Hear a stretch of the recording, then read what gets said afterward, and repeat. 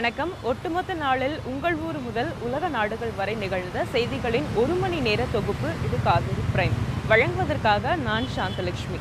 அரசியல், அறிவியல், வணிகம், விளையாட்டு போன்ற பல்வேறு துறைகளின் சுவாரஸ்யங்களை பார்ப்பதற்கு முன்பாக காவிரி பிரைமின் தலைப்புச் செய்திகளை பார்க்கலாம்.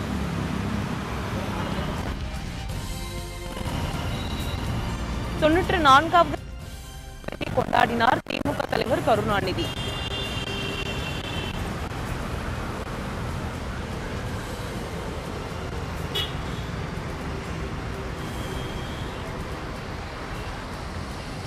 குடியரசுத் தலைவர், அரசியல் கட்சி தலைவர்கள் வாழ்த்து.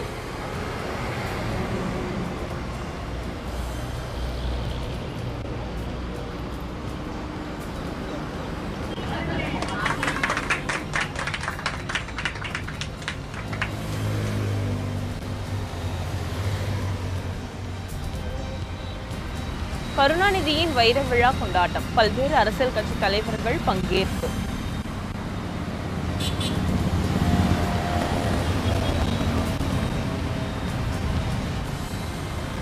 இரண்டாவது நாளாக தொடர்கிறது ஜவுளி கடையின் கட்டடம் இடிக்கும் பணி. கட்டடத்தின் பின்பகுதியை இடிக்கும் பணி தீவிரம்.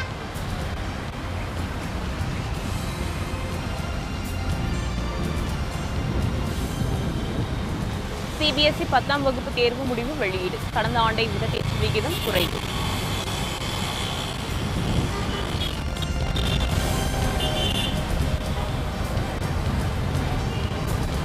எல்லையில் 3வது நாளாக தொடரும் பாகிஸ்தான் அத்துமீறலுக்கு இந்தியா பதிலடி.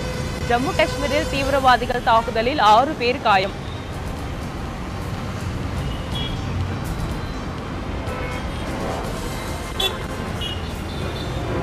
டெல்லியில் நடைபெற்றது 15வது ஜிஎஸ்டி கவுன்சில் கூட்டம். தங்கம் உள்ளிட்ட முக்கிய பொருட்களுக்கு வரி விகித நிர்ணயம் குறித்து ஆலோசனை.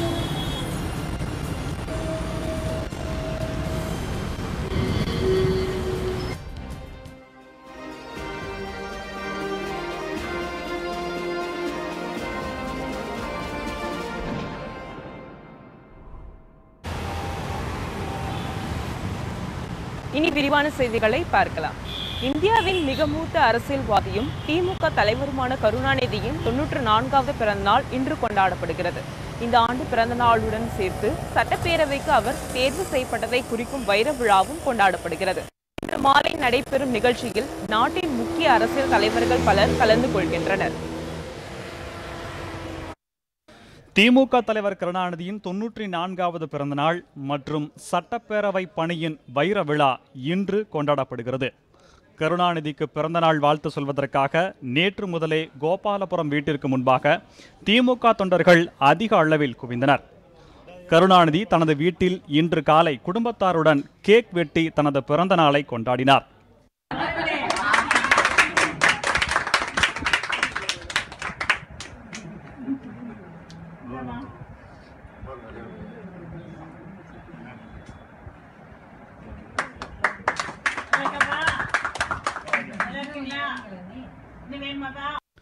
தொன்னூற்றி 4வது பிறந்த நாளை முன்னிட்டு கருணாநிதிக்கு குடியரசுத் தலைவர் பிரணாப் முகர்ஜி வாழ்த்து செய்தி ஒன்றை அனுப்பியுள்ளார்.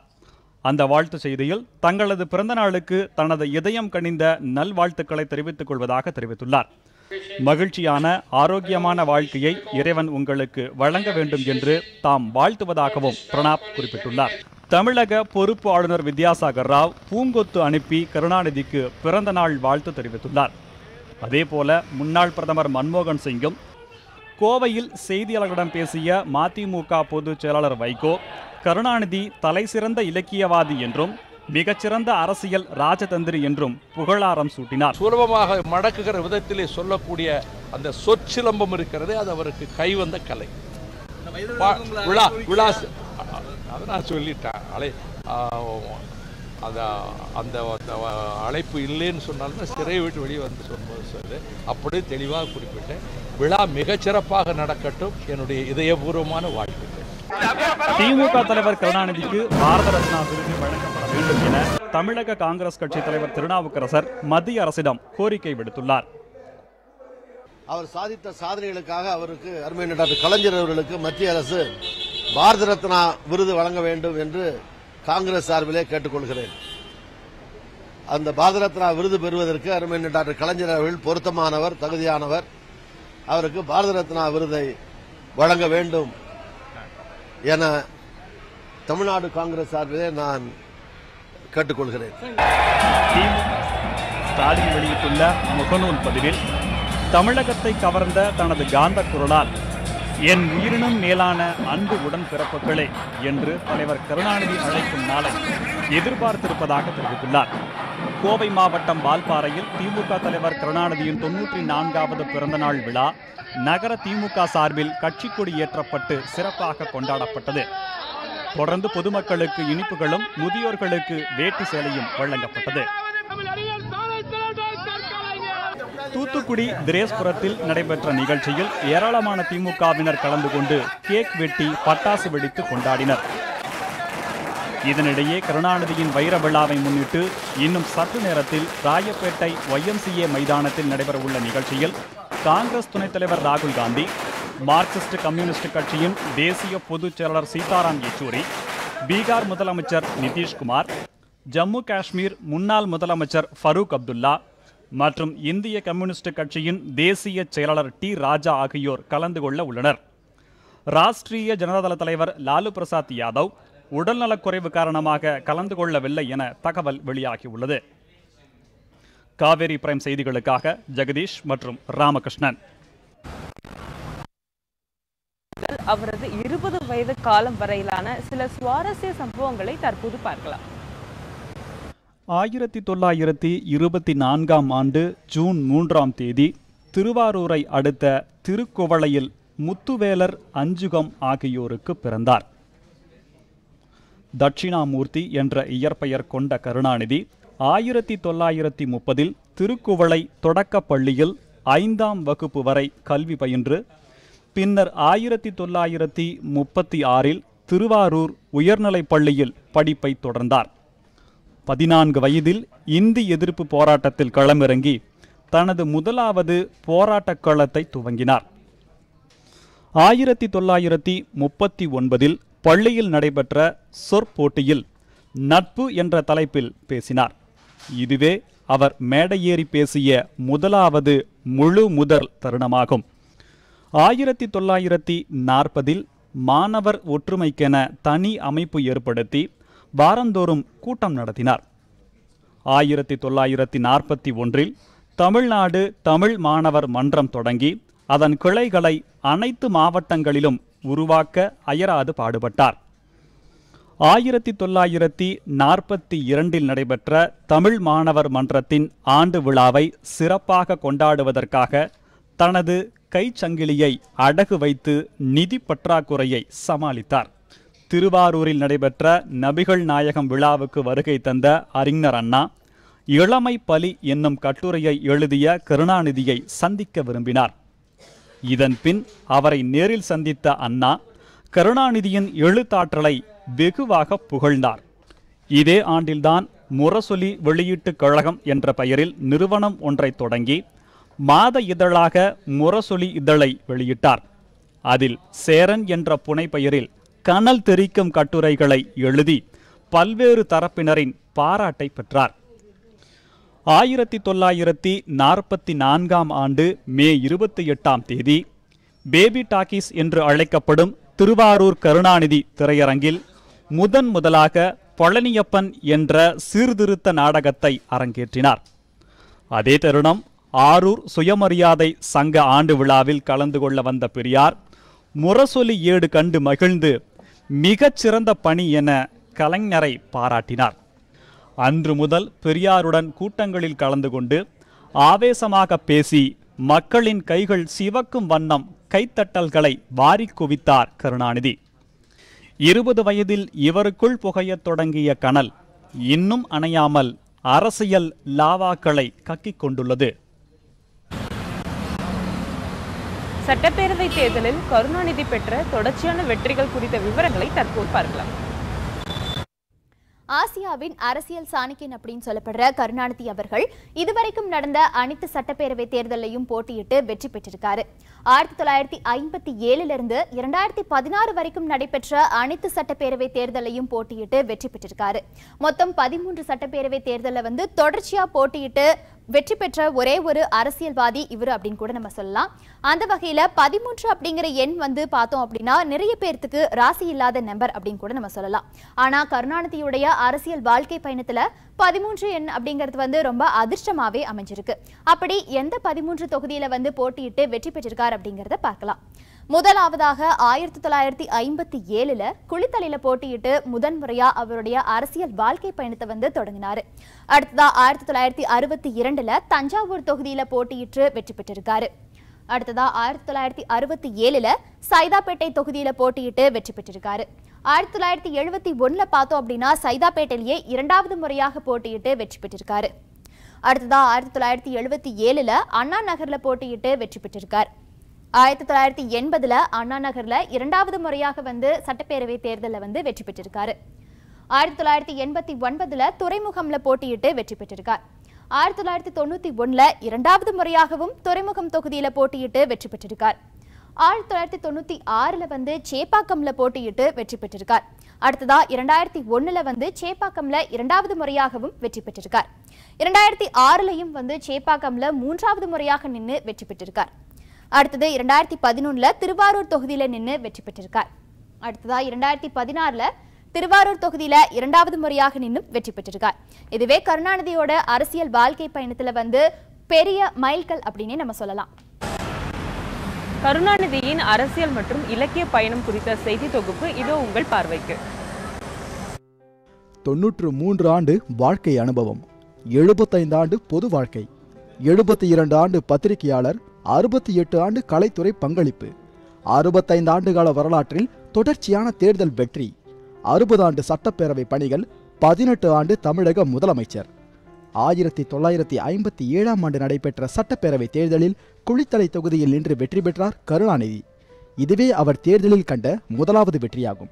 இதன் பின்னர் அவர் களமிறங்கிய சட்டப்பேரவை தேர்தல்கள் 12லும் வெற்றியே வசப்பட்டது. அறிஞர் அண்ணாவின் மறைவிற்கு பிறகு 1969 ஆண்டு முதன்முறையாக முதலமைச்சர் அரியணையை அலங்கரித்தார் கருணாநிதி. இதன் பின்னர் காங்கிரஸை வீழ்த்தி இரண்டாவது முறையும், எம்ஜிஆரின் மறைவிற்கு பிறகு மூன்றாவது முறையும், 1996 நான்காவது முறையும், 2006 ஐந்தாவது முறையும் முதலமைச்சராக பதவி வகித்தார்.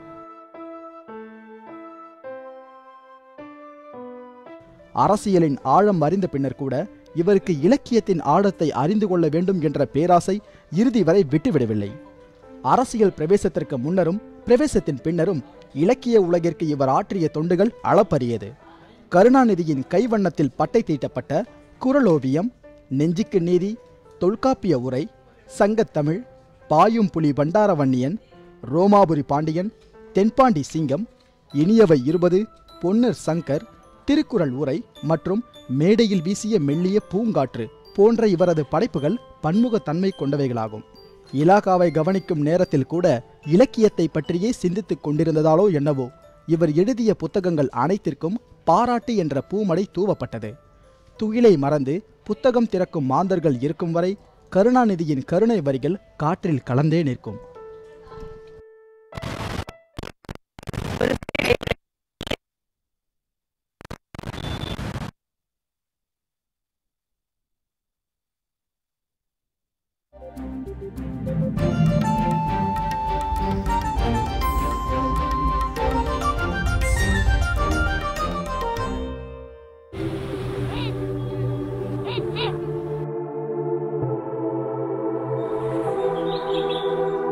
விழித்தெழும் உலகம்.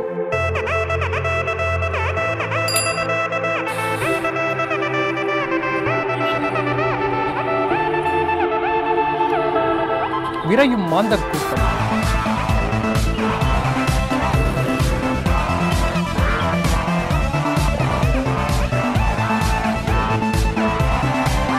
இயற்கை தரும் இனிய பரிசு. மறைந்த பொழுதின் அடிச்சுவட்டில் இன்று துவங்கும் நாள் புதிது.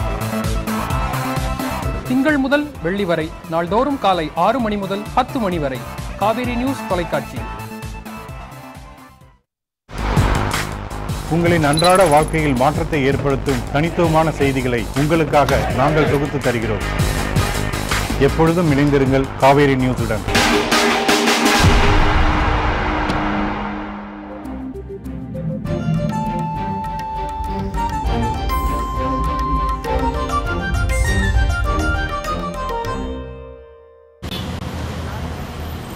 செய்திகள் தொடர்கின்றன.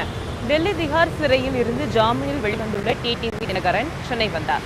விமான நிலையத்தில் அதிமுக அம்மாணி தொண்டர்கள் அவருக்கு உற்சாக வரவேற்பு அளித்தனர். இரட்டை இலை சின்னம் பெற லஞ்சம் கொடுக்க முயன்றதாக தொடரப்பட்ட வழக்கில் கைதான அதிமுக அம்மா அணி துணை பொதுச் செயலாளர் டிடிவி தினகரன் ஜாமீனில் விடுதலையாகியுள்ளார். திஹார் சிறையிலிருந்து வெளியில் வந்த தினகரனை அக்கட்சி தொண்டர்கள் சந்தித்தனர். இந்நிலையில் டெல்லியிலிருந்து விமானம் மூலமாக தினகரன் சென்னை வந்தார். விமான நிலையத்தில் தினகரனின் ஆதரவாளர்கள் அவருக்கு உற்சாக வரவேற்பு அளித்தனர். தினகரன் விமான நிலையத்தை விட்டு வெளியே வந்ததும் அவரை வாழ்த்தி தொண்டர்கள் முழக்கமிட்டனர். அப்போது தொண்டர்களும் நிர்வாகிகளும் மலர் தூவி தங்களது மகிழ்ச்சியை வெளிப்படுத்தினர். தினகரன் சிரித்த முகத்தினுடைய காணப்பட்டார். தொண்டர்கள் கூட்டத்தால் தினகரன் கார் வெளியே வருவதற்கு சிரமம் ஏற்பட்டது. போலீசாரும் நிர்வாகிகளும் கூட்டத்தை ஒழுங்குபடுத்தி அனுப்பி வைத்தனர். காவேரி பிரைம் செய்திகளுக்காக ராஜா மற்றும் அனுஷ்யா, ஒளிப்பதிவாளர் சுந்தரனுடன் நிஷா.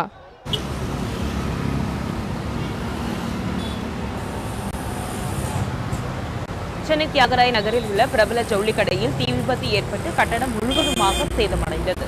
இந்த நிலையில் கடையின் கட்டடத்தை இடிக்கும் பணி 2வது நாளாக இன்றும் தொடர்கிறது. சென்னை தியாகராய நகர் வடக்கு உஸ்மான் சாலையில் உள்ள 7 அடுக்கு மாடி கொண்ட பிரபல தனியார் ஜவுளி கடையில் கடந்த 31ஆம் தேதி அதிகாலை திடீரென்று தீ விபத்து ஏற்பட்டது. இதையடுத்து சம்பவ இடத்திற்கு வந்த தீயணைப்பு துறையினர் தொடர்ந்து தீயை கட்டுப்படுத்தி அணைக்க முயன்றனர். ஆனால் கட்டுக்குள் அடங்காத தீ அடுத்தடுத்த தளங்களுக்கும் பரவியது. இதனால் நேற்று முன்தினம் காலையில் கட்டடத்தின் மேல் பகுதி இடிந்தது. தொடர்ந்து நடைபெற்ற முயற்சியால் கட்டடத்தில் பற்றி எரிந்த தீ முழுவதும் அணைக்கப்பட்டது. இதனிடையே கட்டடம் முறையின்றி கட்டப்பட்டுள்ளதாகவும் நீதிமன்றத்தில் தடையாணை பெற்றதால் இடிக்கப்படாமல் இருந்ததாகவும் அரசு தரப்பில் தெரிவிக்கப்பட்டது. இந்த நிலையில் சேதமடைந்த கட்டடத்தை இடிக்கும் பணி நேற்று தொடங்கியது. இதன் காரணமாக தியாகராய நகரில் 4வது நாளாக போக்குவரத்து மாற்றப்பட்டுள்ளது. இந்த நிலையில் கட்டடத்தை இடிக்கும் பணி 2வது நாளாக இன்னும் தொடர்கிறது. தீ விபத்து நடந்த கட்டடத்தின் அருகில் உள்ள மற்ற கடைகளின் வியாபாரிகளையும் அடுத்தடுத்த கடைகளில் பணியாற்றிய பணியாளர்களையும் அப்பகுதியில் உள்ள கடைகளுக்கு செல்ல காவல்துறையினர் அனுமதிக்கவில்லை. இதனால் பல சிறு வியாபாரிகள், பணியாளர்கள் பெரிதும் பாதிக்கப்பட்டுள்ளனர். வாழ்வாதாரத்தை காப்பாற்ற கட்டட இடிப்பு பணிகளை விரைந்து முடிக்க வேண்டுமென சென்னை டி நகர் வியாபாரிகள் கோரிக்கை விடுத்துள்ளனர். காவிரி பிரைம் செய்திகளுக்காக திவ்யலட்சுமி மற்றும் சாந்தலட்சுமி.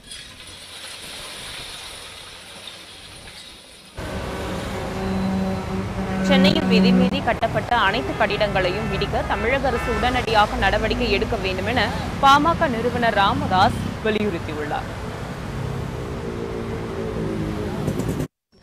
பாமக நிறுவனர் ராமதாஸ் வெளியிட்டுள்ள அறிக்கையில், சென்னையில் விதிகளை மீறிய கட்டிடங்கள் பெருகிவிட்டதாகவும் அவற்றுக்கு எதிர்ப்பு எழும்போது ஆட்சியாளர்கள் பெரும் தொகையை கையூட்டாக பெற்று அவற்றை வரைமுறைப்படுத்துவதும் வாடிக்கையாகிவிட்டதாகவும் குற்றம் சாட்டியுள்ளார்.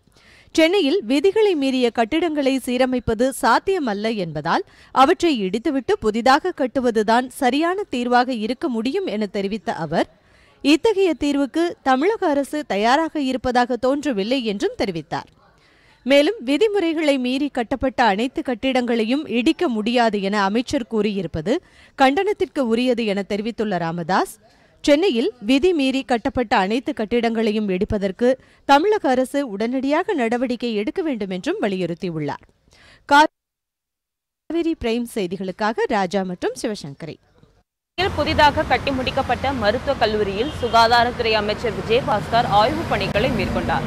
வரும் 9ஆம் தேதி மருத்துவக் கல்லூரியை முதலமைச்சர் திறந்து வைக்க உள்ளதாகவும் அமைச்சர் விஜயபாஸ்கர் தெரிவித்தார். புதுக்கோட்டையில் சுமார் 127 ஏக்கர் பரப்பளவில் 229 கோடி ரூபாய் செலவில் மருத்துவக் கல்லூரி கட்டப்பட்டு வருகிறது.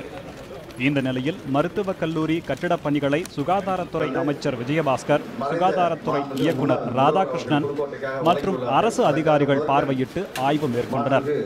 ஆய்விற்கு பின்னர் செய்தியாளர்களிடம் பேசிய அமைச்சர் விஜயபாஸ்கர், புதுக்கோட்டை மாவட்ட மக்கள் எதிர்பார்த்த மருத்துவக் கல்லூரி கட்டும் பணிகள் சிறப்பாக நிறைவடைந்துள்ளதாக தெரிவித்தார். இந்த கல்லூரியை வரும் 9ஆம் தேதி தமிழக முதலமைச்சர் எடப்பாடி பழனிசாமி திறந்து வைக்க உள்ளதாகவும் அமைச்சர் விஜயபாஸ்கர் குறிப்பிட்டார். மகிழ்ச்சியான செய்தி, மாண்புமிகு நம்முடைய தமிழ்நாடு முதலமைச்சர் எடப்பாடி பழனிசாமி அவர்கள் வருகின்ற 9ஆம் தேதி வெள்ளிக்கிழமை அன்று புதுக்கோட்டை அரசு மருத்துவக் கல்லூரியை நேரிலே புதுக்கோட்டைக்கு வருகை தந்து இங்கே திறந்து வைக்க இருக்கிறார்கள் என்ற நல்ல செய்தியை நான் பத்திரிகையாளரோடு பகிர்ந்து கொள்கிறேன். காவேரி பிரைம் செய்திகளுக்காக ராஜா, ராமகிருஷ்ணன் மற்றும் புதுக்கோட்டையில் இருந்து ராஜேஷ். தமிழகத்தின் கிழக்கு ஆழ்கடல் பகுதிகளில் மீன்கள் இனப்பெருக்க காலம் 45 நாட்களில் இருந்து 60 நாட்களாக நீட்டிப்பு செய்யப்பட்டுள்ளதாக மத்திய அரசு அறிவித்திருந்தது. இந்நிலையில் மீன்பிடி தடை காலங்களில் மீனவர்களுக்கு நிவாரணத் தொகை 5000 10,000 ரூபாயாக உயர்த்தி வழங்க வேண்டும் என மீனவர்கள் கோரிக்கை விடுத்துள்ளனர். தமிழகத்தின் கிழக்கு ஆழ்கடல் பகுதியில் ஒவ்வொரு ஆண்டும் ஏப்ரல் 15ஆம் தேதி முதல் மே 30ஆம் தேதி வரை 45 நாட்கள் மீன்கள் இனப்பெருக்க காலம் என்பதால் அந்த நாட்களில் மீன்பிடி தடைக்காலம் கடைபிடிக்கப்பட்டு வருகிறது. ஆனால் இந்த ஆண்டு மத்திய அரசால் 60 நாட்கள் மீன்பிடி தடைக்காலமாக நீட்டிப்பு செய்யப்பட்டுள்ளது. அந்த வகையில் மீன்பிடி தடைக்காலம் வருகின்ற 15ஆம் தேதியுடன் முடிவடைகிறது. மீன்பிடி தடைக்காலத்தில் மீனவர்கள் தங்கள் படகுகள், வலைகள் உள்ளிட்ட மீன்பிடி உபகரணங்களை பழுதுபார்க்கும் பணிகளில் ஈடுபட்டு வருகின்றனர். 45 நாள் தான் தடைக்காலம். இப்போ 60 நாள் ஆக்கிருக்கு. இந்த 60 நாள் ஆக்குனதுனால எங்களுக்கு ரொம்ப நஷ்டம்தான் கூடுதல்.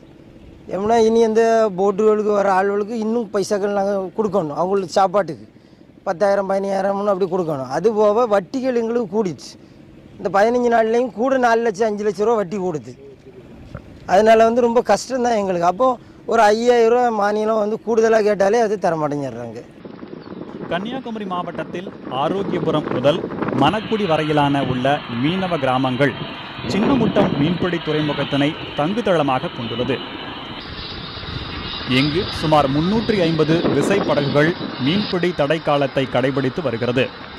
மேலும் இந்த ஆண்டு மீன்பிடி தடைக்காலமானது 60 நாட்களாக நீட்டிப்பு செய்யப்பட்டுள்ள நிலையில் மீனவர்களின் வாழ்வாதாரம் பாதிக்காத வகையில் நிவாரணத் தொகையானது 5000 10,000 ரூபாயாக உயர்த்தி வழங்க வேண்டும் என்பதே மீனவர்கள் எதிர்பார்ப்பாக உள்ளது.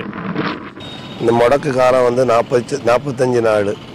இந்த 45 நாளில் எங்களுக்கு 5,000 ரூபா நிவாரணம் தந்தாங்க. இப்போ 61 நாளாக அறிவிச்சிருக்காங்க கவர்மெண்ட்டு. அதுக்கு போதுமான நிவாரணம் குறைஞ்சது ஒரு 10,000 ரூபாயாவது தரணும் சார்.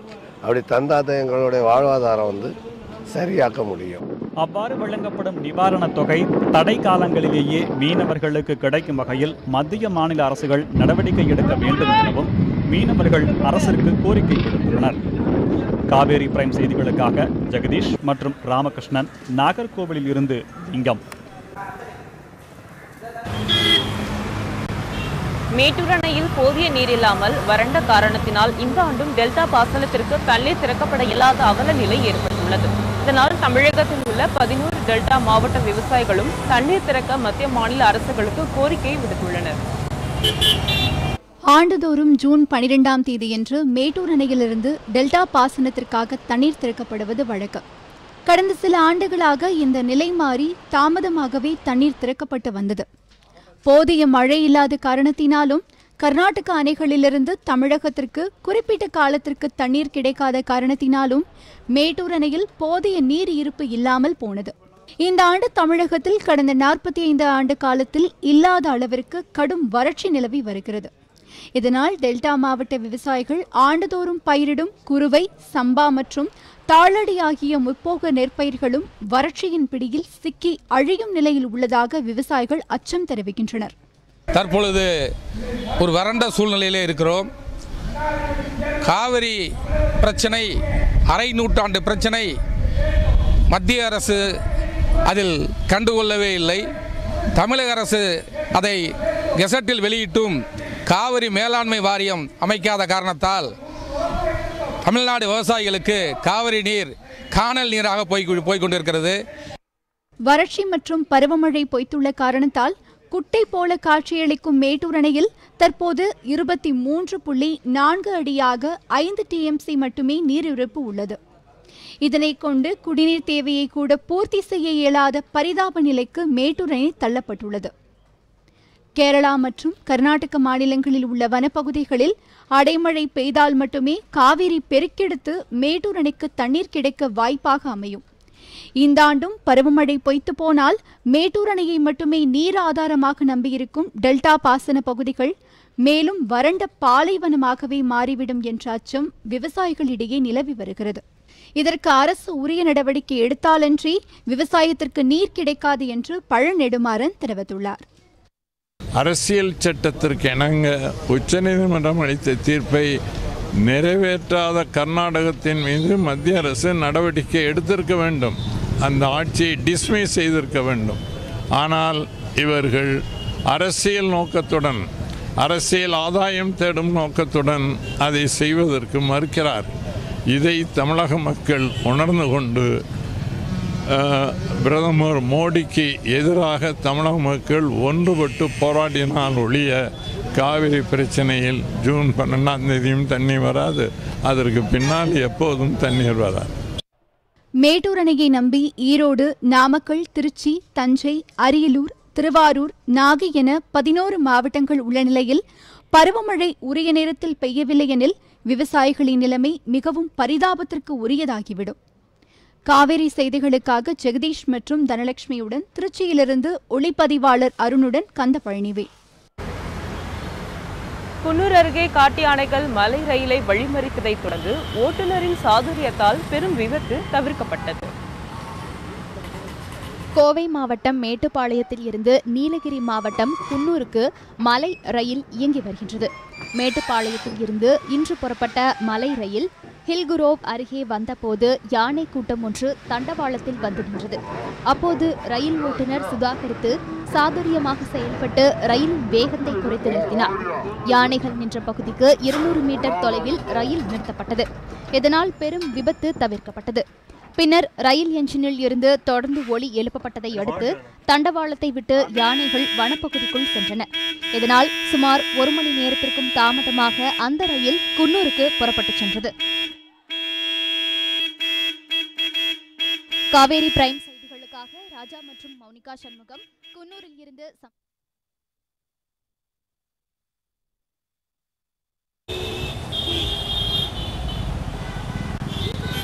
ஒரு சிறிய இடைவெளிக்கு பிறகு செய்திகள் தொடரும்.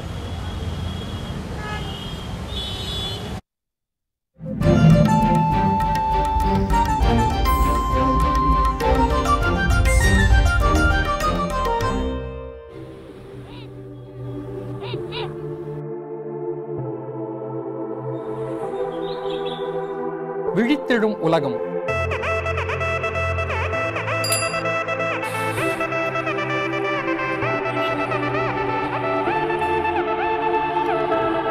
விரையும் மாந்தர் கூட்டம்.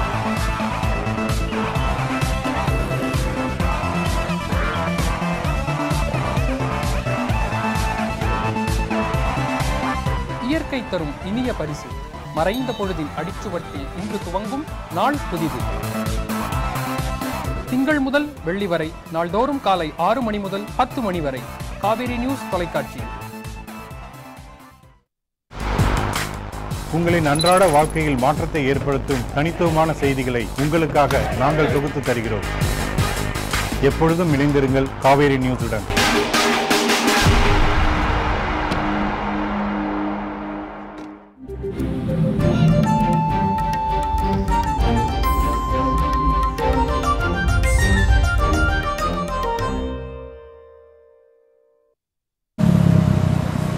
செய்திகள் தொடர்கின்றன. சிபிஎஸ்இ 10ஆம் வகுப்பு தேர்வு முடிவுகள் வெளியானது. கடந்த ஆண்டு தேர்ச்சி விகிதத்தை விட இந்த ஆண்டு தேர்ச்சி விகிதம் குறைந்துள்ளது. சிபிஎஸ்இ 10ஆம் வகுப்பு தேர்வுகள் கடந்த மார்ச் 9ஆம் தேதி முதல் ஏப்ரல் 10ஆம் தேதி வரை நடைபெற்றது. நாடு முழுவதும் 19,80,000 மாணவ மாணவிகள் தேர்வு எழுதியிருந்தனர். இந்நிலையில் சிபிஎஸ்இ 10ஆம் வகுப்பு தேர்வு முடிவுகள் இன்று www.cbse.nic.in என்ற இணையதளத்தில் வெளியானது. அலகாபாத், திருவனந்தபுரம், டோராடூன், சென்னை, டெல்லி மண்டல முடிவுகள் வெளியானது. இந்த ஆண்டு மாணவர்கள் தேர்ச்சி விகிதம் 90.95% இது கடந்த ஆண்டு தேர்ச்சி விகிதத்தை விட 5.26% குறைவாகும். கடந்த ஆண்டு மாணவர்கள் தேர்ச்சி விகிதம் 96.21% இருந்தது. திருவனந்தபுரம் மண்டலம் 99.85% தேர்ச்சி விகிதம் பெற்று முதலிடம் வகிக்கின்றது. காவேரி பிரைம் செய்திகளுக்காக ராஜா மற்றும் மௌனிகா சண்முகம். இரத்த தானம் மற்றும் யோகா குறித்து விழிப்புணர்வை ஏற்படுத்த கோவில்பட்டியில் 11 டன் எடை கொண்ட லாரியை ஒரு விரலால் இழுத்து யோகா பயிற்சியாளர் சாதனை நிகழ்த்தினார். தூத்துக்குடி மாவட்டம் கோவில்பட்டி சரமாரியம்மன் கோயில் தெருவை சேர்ந்தவர் சுரேஷ்குமார். யோகா பயிற்சியாளரான இவர் இரத்த தானத்தை வலியுறுத்தும் விதமாகவும் இரத்த தானம் செய்வதன் நன்மைகள் குறித்தும் மக்களுக்கு விழிப்புணர்வு ஏற்படுத்த முயற்சித்தார். இதற்காக 11 டன் எடை கொண்ட லாரியை தனது ஒரு விரலால் இழுக்கும் சாதனை நிகழ்ச்சியை மேற்கொண்டார். கோவில்பட்டி காந்தி மைதானத்தில் நடைபெற்ற விழிப்புணர்வு நிகழ்ச்சியில் லாரியை ஒரு விரலால் 1 கிலோமீட்டர் தூரம் வரை இழுத்து அசத்தினார்.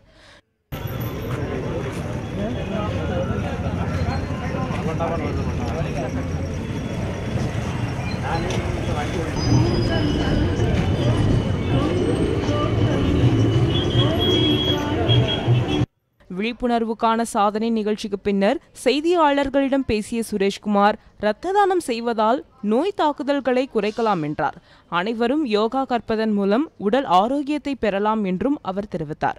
ஏதாவது ஒரு விழிப்புணர்வுகளை ஒரு 18 வயது பூர்த்தியானவங்க எல்லாருமே கம்பல்சரியா ரத்த தானம் பண்ணீங்கன்னா நம்ம உடல்ல நோய் நொடிகள் இருக்காது அப்படிங்கிறதுக்காக பண்ணியிருக்கிறோம். இதையும் தாண்டி நான் யோகா செஞ்சுட்டு வர்றதன் மூலமாக யோகா செய்வதன் மூலம் மனசை ஒருநிலைப்படுத்துவதன் மூலமாகவும் பிரீத்திங் எஃபெக்ட் அதாவது பிராணாயாம பயிற்சி பண்ணுவதன் மூலமாகவும் இன்னைக்கு எதையும் செய்ய முடியுங்கிற ஒரு வில் பவரை கொடுக்கக்கூடியது இந்த யோகாசனம் கொடுத்தது. அதன் அடிப்படையில் இன்னைக்கு ஒரு விரல்கிட்ட 11 டன் எடையுள்ள லாரியை இழுத்து ஒரு வித்தியாசமான ஒரு விழிப்புணர்வு நிகழ்ச்சி ஏற்படுத்தியிருக்கு. காவேரி பிரேம் செய்திகளுக்காக ராஜா மற்றும் சாந்தா, கோவில்பட்டியில் இருந்து ஆண்டனி ஞானராஜ்.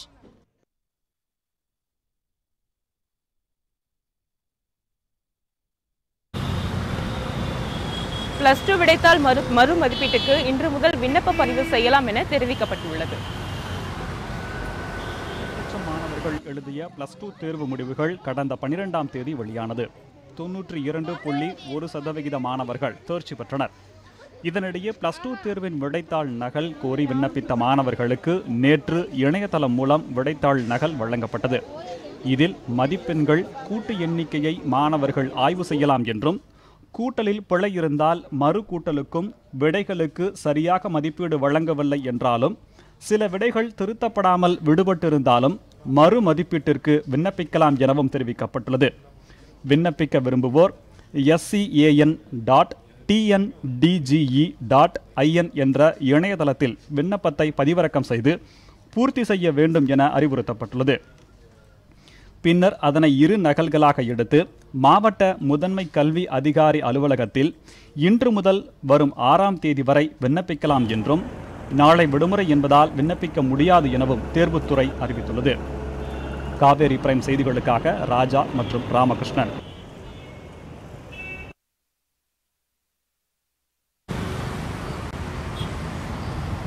+2 வாக்குப்பதிவு இயந்திரத்தில் முறைகேட்டை நிரூபிக்க முடியும் என்ற சவாலை தேசியவாத காங்கிரஸ் மற்றும் மார்க்சிஸ்ட் கம்யூனிஸ்ட் ஆகிய இரு கட்சிகள் எதிர்கொண்டன.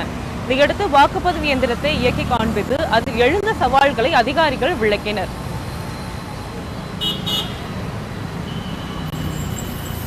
மாநிலங்களில் சட்டமன்ற தேர்தல் நடந்து முடிந்தது.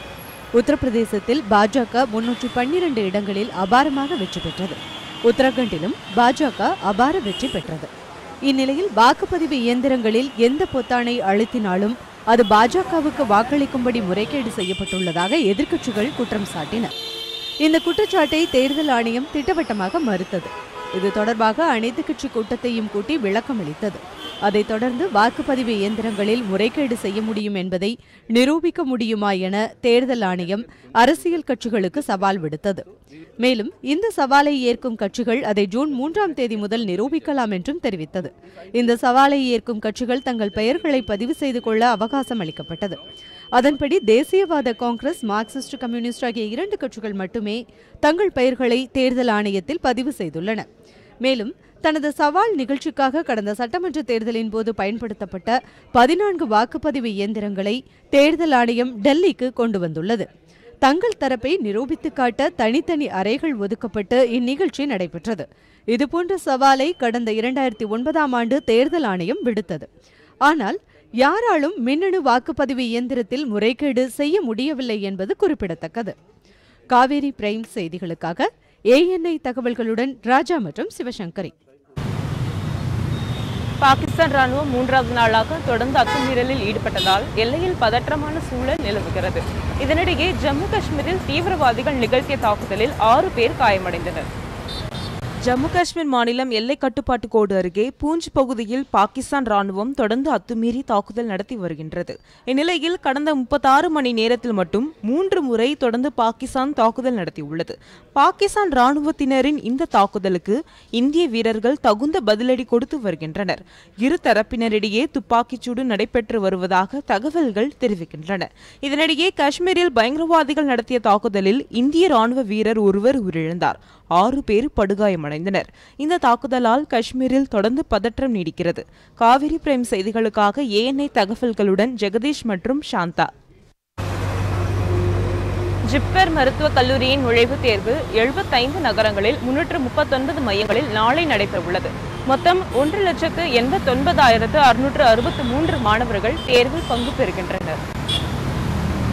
ஜிப்மர் மருத்துவக் கல்லூரியின் 2017ஆம் ஆண்டிற்கான MBBS நுழைவுத் தேர்வு நாளை நடைபெறவுள்ளது. இந்த தேர்வு 75 நகரங்களில் உள்ள 339 மையங்களில் நடைபெறுகிறது. நுழைவுத் தேர்வு காலை மற்றும் மதியம் ஆகிய 2 வேளையாக பிரிக்கப்பட்டுள்ளது. தேர்வுகள் காலை 10 மணி முதல் 12:30 மணி வரையும், பிற்பகல் 3 மணி முதல் 5:30 மணி வரையும் நடக்கவுள்ளது. காலை 9:30 மணிக்கு மேல் மற்றும் பிற்பகல் 2:30 மணிக்கு மேல் தாமதமாக வரும் மாணவர்களுக்கு தேர்வு எழுத அனுமதி மறுக்கப்படும் என்று அறிவிக்கப்பட்டுள்ளது. நுழைவுத் தேர்வில் மொத்தம் 1,89,663 மாணவர்கள் பங்கு பெறுகின்றனர். மேலும் தேர்வு மையங்களில் கண்காணிப்பு கேமராக்கள் மற்றும் ஜாமர்கள் பொருத்தப்பட்டுள்ளது.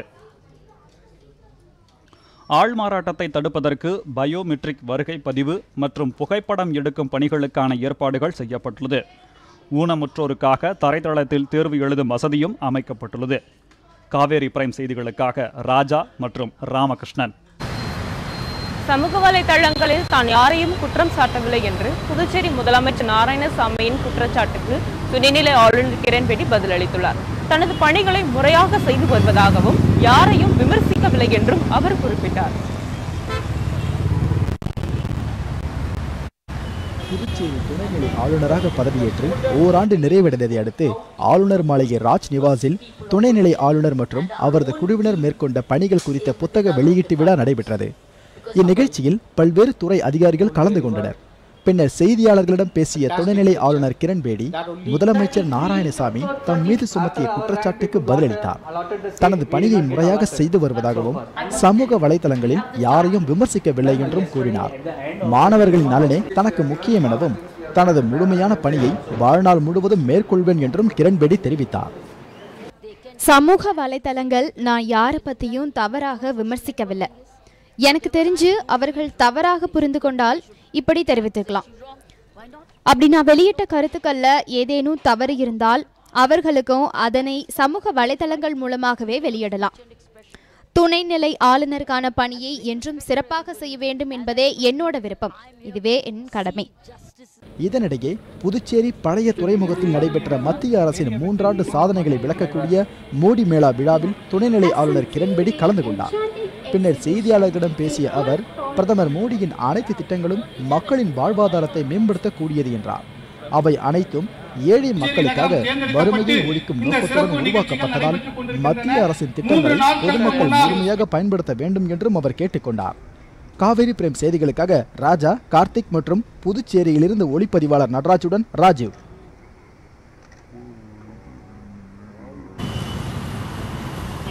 இந்த ஆண்டின் தொடக்கத்தை விட தற்போது இந்தியாவின் பொருளாதார வளர்ச்சி இருப்பதாக பாமகவின் இளைஞர் அணி தலைவர் அன்புமணி ராமதாஸ் விமர்சித்துள்ளார்.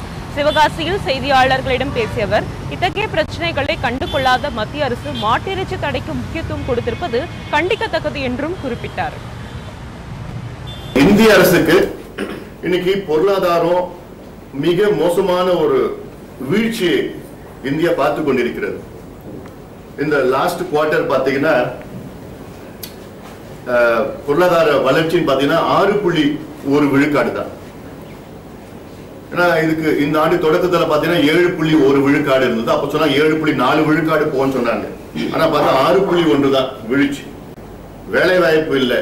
கோடிக்கணக்கான இளைஞர்கள் இந்தியாவில் வேலை கிடையாது. ஆனாலும் இதெல்லாம் முக்கியத்துவம் கொடுக்காத மோடி அரசாங்கம் இன்னைக்கு மாட்டு இறைச்சிக்கு முக்கியத்துவம் கொடுத்துட்டு இருக்காங்க. அந்த பிரச்சனைக்கு இது நிச்சயமா கண்டிக்கத்தக்கது.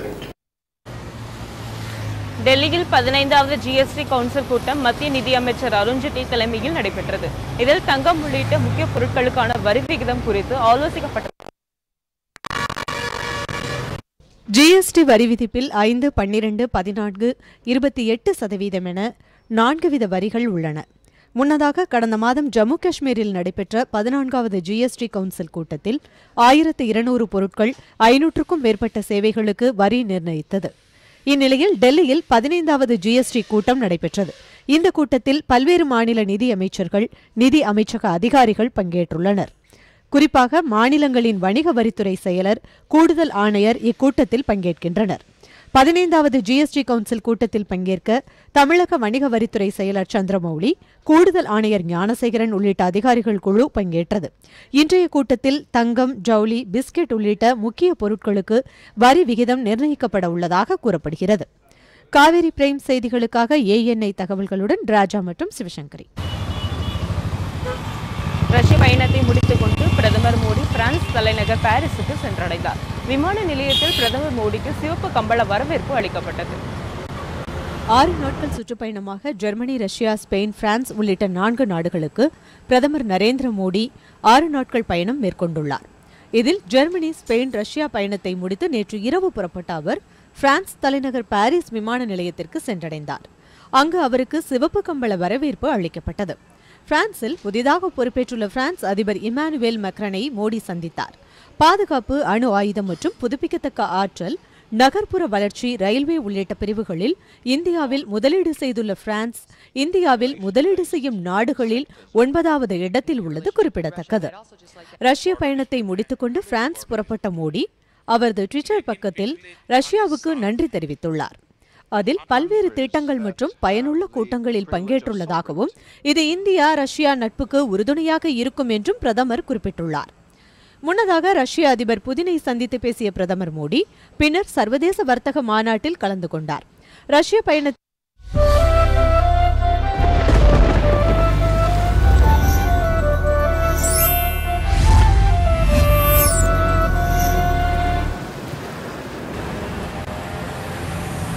நாளை நிலவர இருக்கும் உத்தேச வானிலை நிலவரத்தை தற்போது பார்க்கலாம்.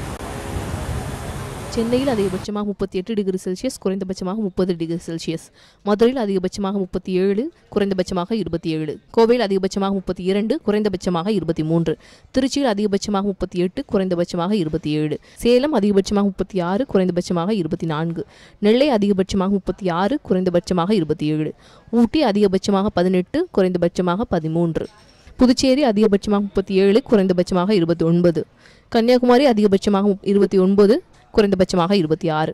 நாகர்கோவில் அதிகபட்சமாக 29, குறைந்தபட்சமாக 26.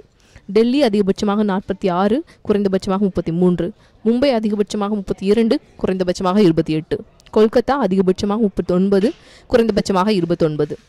பெங்களூரு அதிகபட்சமாக 31, குறைந்தபட்சமாக 21. திருவனந்தபுரம் அதிகபட்சமாக 29, குறைந்தபட்சமாக 26. கொழும்பு அதிகபட்சமாக 29, குறைந்தபட்சமாக 27. பெய்ஜிங் அதிகபட்சமாக 32, குறைந்தபட்சமாக 18. சிங்கப்பூர் அதிகபட்சமாக 32, குறைந்தபட்சமாக 27. சிட்னி அதிகபட்சமாக 17, குறைந்தபட்சமாக 8. பாரிஸ் அதிகபட்சமாக 21, குறைந்தபட்சமாக 12. லண்டன் அதிகபட்சமாக 19, குறைந்தபட்சமாக 11. துபாய் அதிகபட்சமாக 37, குறைந்தபட்சமாக 27. இன்றைய நாளில் முக்கிய நிகழ்வுகளை உங்கள் முன்வைத்த காவிரி பிரைம் நிறைவு பெறுகிறது. நடுநிலையான செய்திகளை முழுமையாக அறிந்து கொள்ள பயணிப்போம் காவிரி நியூஸ் செய்திகளுடன். புதிய செய்திகளை அறிந்து கொள்ள kaverinews.tv என்ற இணையதளத்தை பார்க்கவும். நன்றி.